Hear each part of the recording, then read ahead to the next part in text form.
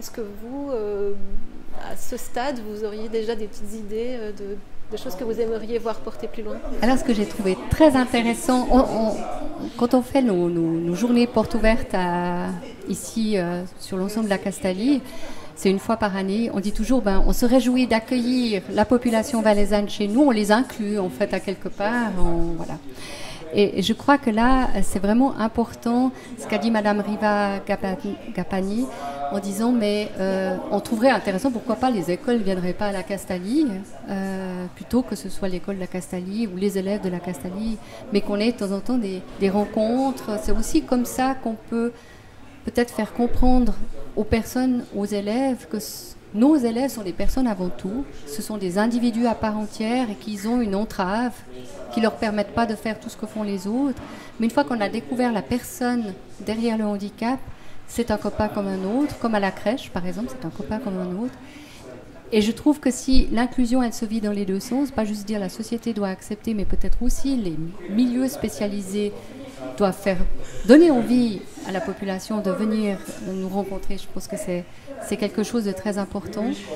Et puis cette vision d'être avant tout que l'adulte soit un tuteur de développement, comme le dit Cyrulnik, et pas on est juste là pour aider la personne à grandir, et puis ces tuteurs doivent s'enlever pour permettre à la personne de vivre de la manière la plus autonome possible avec les acquis qu'elle aura pu développer. Donc un oui à la différence pour tout le monde.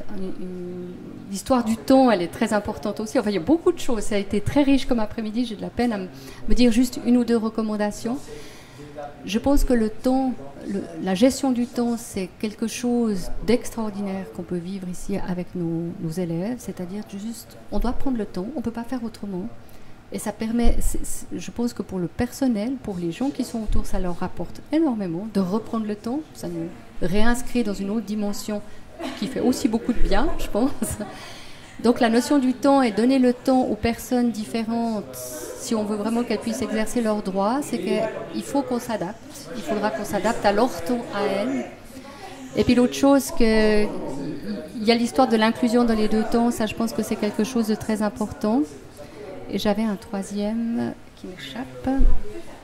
La transdisciplinarité, voilà, avoir de la souplesse, pas être dans des lieux cloisonnés, mais de se dire, mais voilà, il y a des synergies, peut-être qu'il y a certains professionnels des milieux spécialisés qui pourraient intervenir pour aider certains élèves, par exemple, dans les milieux ordinaires, ou le contraire, des enseignants qui pourraient... Je pense qu'on peut s'apprendre les uns des autres beaucoup, on fait déjà des séances, des réunions, mais avoir des échanges un peu plus intenses autour de thèmes, je pense que ça pourrait aussi aider cette inclusion, ce rapprochement des professionnels qui travaillent